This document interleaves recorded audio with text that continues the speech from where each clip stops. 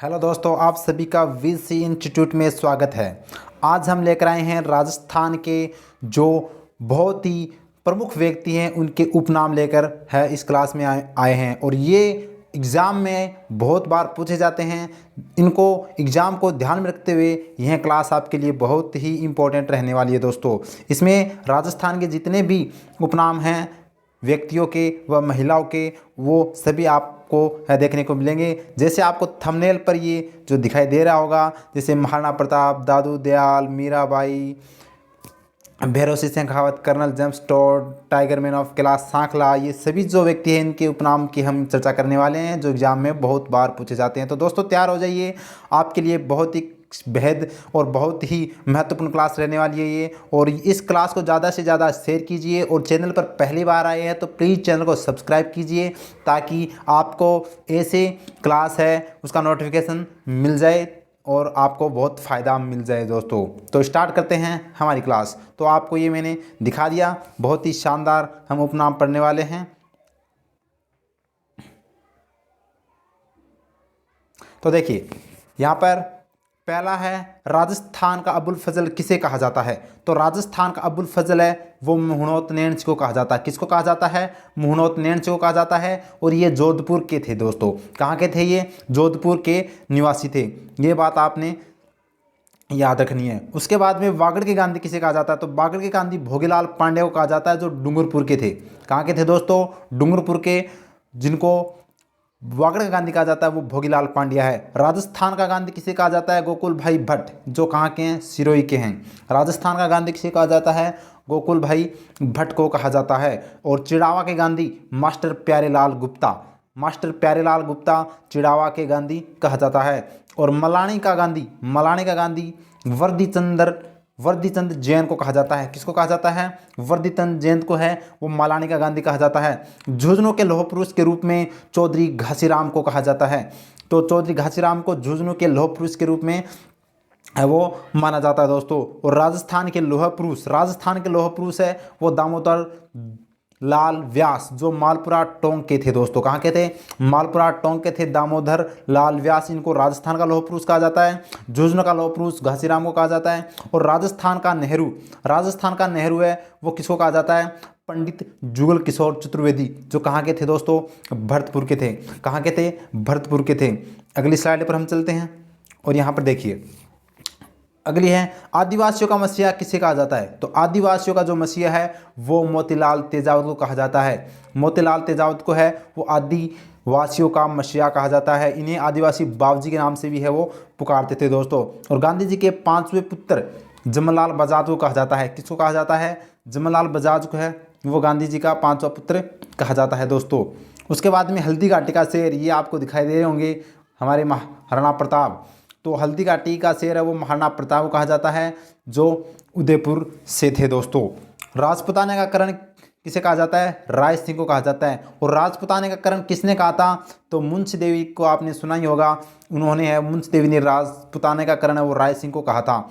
लक्कड़ व वक्कड़ शेर ए राजस्थान और लोकनायक के नाम से कौन प्रसिद्ध है? तो ये जय नारायण व्यास जो जोधपुर के थे दोस्तों। इन्हें शेर ए राजस्थान, लोकनायक और लक्कड़ व वक्कड़ कहा जाता है दोस्तों। और मारवाड़ का प्रताप, राजस्थान का भुला विसरा राजा रावचंद्र सेन को कहा जाता है जो जोधपुर के थे दोस्तों। जोधपुर के महाराजा थे रावचंद्र सेन, इनको मारवाड़ का प्रताप कहा जाता है। ये बात आप ध्यान रखना। आगे बढ़ते हैं। दा साहब किसको कहा जाता था? हरिभाऊ उपाध्याय को, जो अजमेर के थे दोस्तों, दा साहब कहा जाता था। आधुनिक राजस्थान का निर्माता किसे कहा जाता है? आधुनिक राजस्थान का जो निर्माता है वो मोहनलाल सुखाड़िया को कहा जाता है। मोहनलाल सुखाड़िया जो कहाँ के थे? उदयपुर के थे। यानी आधुनिक राजस्थान का निर्माता कहा जाता है। सबसे ज़्यादा जो मुख्यमंत्री का कार्यकाल है वो मोहनलाल सुखाड़िया का ही है। ठीक है दोस्तों। और आधुनिक भारत व राजस्थान का भागीरथ किसे कहा जाता है? तो वो कहा जाता है महाराजा गंगा सिंह। किसको कहा जाता है दोस्तों? महाराजा गंगा सिंह जो गंगानगर के थे। मारवाड़ का भागीरथ किसे कहा जाता है? तो मारवाड़ का भागीरथ है वो महाराजा गज सिंह द्वितीय को कहा जाता है जो मारवाड़ जोधपुर के थे। डिंगल भाषा का हीरोज पृथ्वीराज राठौड़ जो बीकानेर के थे दोस्तों, इनको है वो डिंगल का हीरोज कहा जाता है। और उसके बाद में प्रदेश का भागीरथ है वो भैरव सिंह शेखावत, जो कहाँ के थे, सिक्कर के थे, जो आपको ये फोटो में दिखाई दे रहे होंगे, ये थे भैरव सिंह शेखावत। तो इनको है वो प्रदेश का भागीरथ कहा जाता है। और इन्होंने राजस्थान के अंदर गैर कांग्रेसी सरकार जो लाने का श्रेय है वो इन्हीं को जाता है दोस्तों। अगली स्लाइड पर चलते हैं। प्रदेश का चाणक्य किसे कहा जाता है? हरिदेव जोशी। बांसवाड़ा, जो हमारी माही नदी जिस खादूगाम से राजस्थान में प्रवेश करती है, उसी खादूगाम के कौन थे? हमारे हरिदेव जोशी थे, जिन्हें राजस्थान का चाणक्य कहा, प्रदेश का चाणक्य या राजस्थान का चाणक्य कहा जाता है दोस्तों। कैमल मैन किसे कहा जाता है? अशोक टांग, जो पुष्कर अजमेर के थे दोस्तों, उनको कैमल मैन कहा जाता है।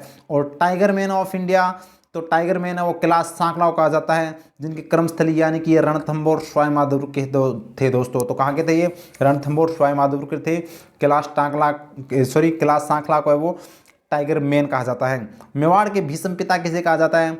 तो राणा चुंडा को, जो उदयपुर के थे, इन्हें मेवाड़ के भीष्म पिता कहा जाता है। ये राणा चुंडा है वो लक्ष्य सिंह या लाखा के पुत्र थे दोस्तों।